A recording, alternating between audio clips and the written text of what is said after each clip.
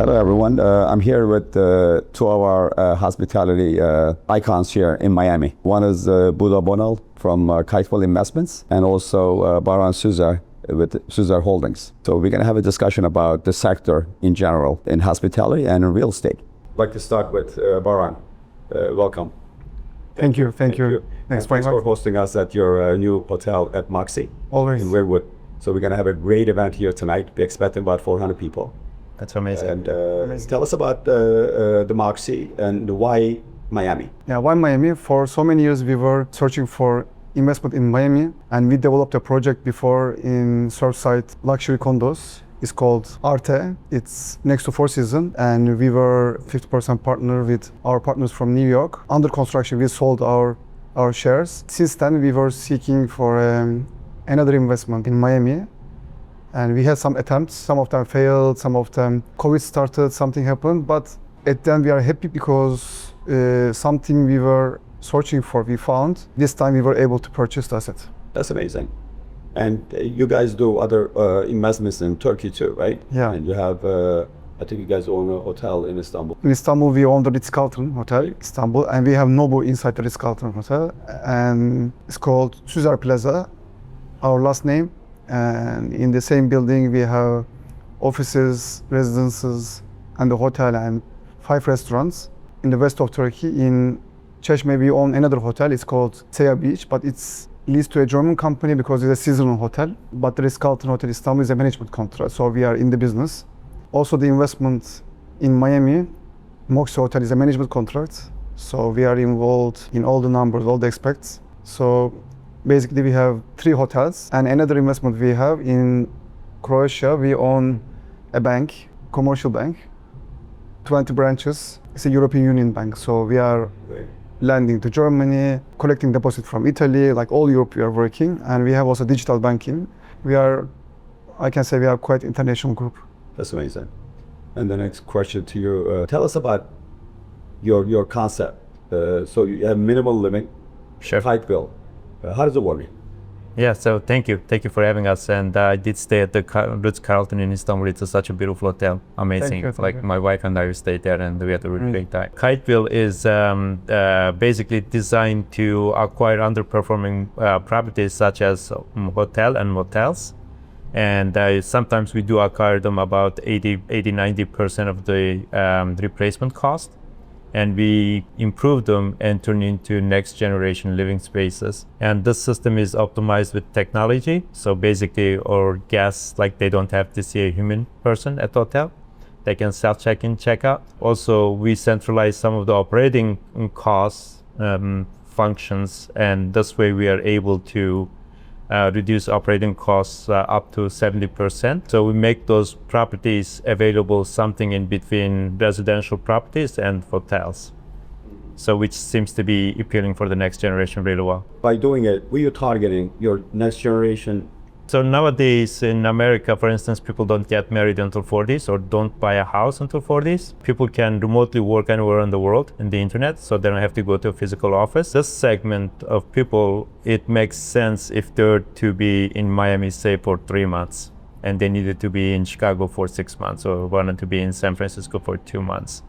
So what options do they have? Either they have to stay at the traditional hotels where they have to pay premium, and which might be out of their budget, or they will have to make a lease agreement for 12 months, which is beyond their stay, and it doesn't make sense. So we are trying to appeal to that segment really well for transients who are going to be in the area for either 2 nights or 6 months or years. Next generation living space is accessible in terms of if you're an intern, if you're transferring, if you're just wants to have a lifestyle where you can be 2 months here, 1 month there type thing. Okay, and how many locations do you have, and what's the pipeline? Currently we are in New York, Pennsylvania, New Jersey, and also we have projects that should be acquired and in the system by end of the year in Iowa, in Michigan, in Indiana, in Illinois, North Carolina, and Georgia. We do aim to have about 16 operational properties throughout the system. That's great. And coming back to you, Baran, do you have any projects that you're looking into or working on?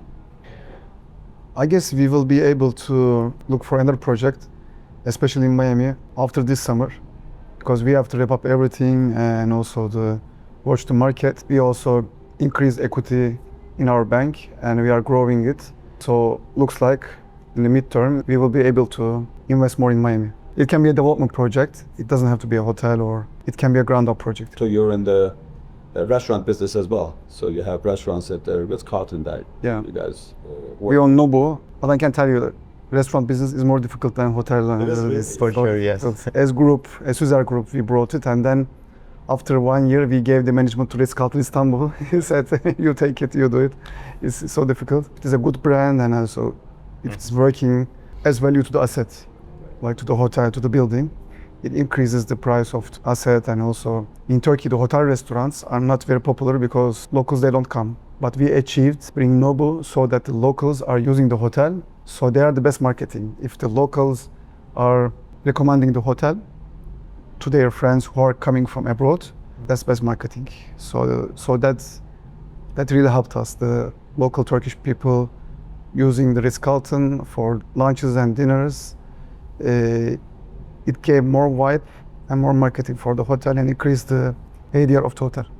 I mean, that's amazing because you bring a concept that doesn't exist in Turkey, Yeah. Yeah. right? And here's kind of different. Yeah, here's different. Yeah. Here's why the hotel restaurants are not that much popular in Turkey, in Istanbul. And we were always giving examples from US, from New York, from Miami, from LA, that we see that all the best, not all of them, but most of the best restaurants are under the hotels. But of course, they need to have a separate entry. Not all the customers, they want to enter from the hotel. In Nobu Istanbul especially, we have access from the hotel and also different entrance. It really helps. Now I see all the other hotels after us, they are signing deals also with the brands. They say the conspiracy theory that the hotel restaurants cannot make money in Wow. Turkey. Now it's Yeah. gone. And you've been in hospitality. It's such a business stigma, for- yes. You've been in the hospitality for a long time. Yes. What do you see the future of hospitality? Yeah, so dynamics changed a lot. Like, I mean, especially like working landscape changed drastically. Like, imagine, like, used to, if you work for a company, you had to go to office Monday through Friday and you have to move to the area, right? And buy a house, live in that area as well. So now that with the given technology and changing social status in terms of work environment, people don't have to go to offices as much. Matter of fact, businesses do downsize their office space, and that ultimately impacts the hospitality sector drastically. Like in terms of, like, say, if you had a company in the area, like, I mean, they were conducting more like seminars and events and in terms of holiday parties for their employees. But that culture, that dynamics changed or shrink drastically. And also, as I mentioned earlier, people don't get married in an early age. In the past, it was a lifestyle to conduct a wedding in a ballroom, you know, with the high costs and stuff. Like, it was a lifestyle. So now that people don't get married until 40s, and they do tend to do smaller events, like maybe outdoor events, which tends to be trend. Like, imagine, like, I mean, you know, if you're not driving events and social events at the hotel, like, and then obviously you're not selling as much as rooms.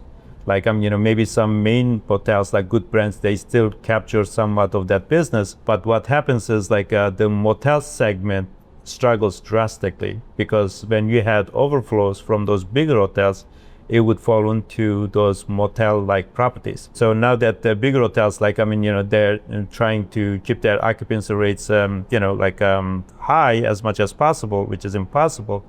But motels do struggle. As they struggle, they drop rates, and hotels also drop rates too. So there is a shift, there is a change. It's happening in the sector, but that doesn't mean that's the end of the sector. And it depends, you know, what market segment you're in. For instance, there are properties who are in really outskirts of cities and big properties. You know, maybe the replacement cost is about $30 million. You can go out, buy them like maybe for $2-3 million, which is losing money. Baran, the last question. Are you looking into any other investments other than real estate or hospitality? We consider it because we checked the market, banking market in US. It's more profitable than Europe. For sure.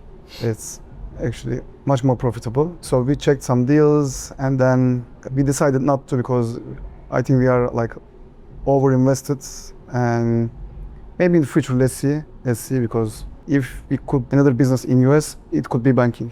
Oh, that's amazing. Very smart. you're looking to expand and you Yes, for new yes, deals? yes, definitely. We are actually technology optimized company, obviously with the centralized operation system. Our goal is to acquire about 1,000 properties throughout North America, which relates to usually our properties cost around $1 million to $3 million. So it could be about $2-3 billion investment requirement into real estate space. Hopefully we can be someday billion-dollar entity in the United States. Sorry guys, it was nice to see you guys, and we're gonna have a big event coming up in a couple of minutes. I see people lining up already, All right. and Excited. yeah, excited. Thank you. Yeah, thank you. Yeah. Pleasure for having us. Thank you. Thank you.